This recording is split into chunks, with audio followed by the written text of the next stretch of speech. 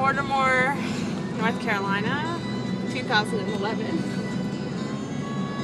In the Katie's spring. graduated and she's on her summer break.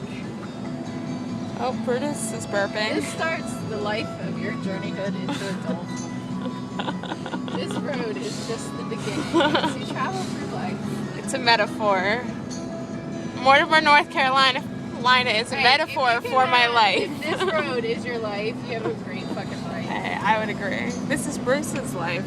We're soon going to be at the mayor of Mortimer's house, Bruce Gray, delivering the Amish noodles, the shoe fly pie, and what else? You got Don't let a cripple man lose his noodles. Bruce is going to see this on Facebook. Oh, beach dwellers, people laying in the water. Yay. Do you understand? It is not like this in Pennsylvania right now. You cannot lay in the water and fish at the same time. Not happening.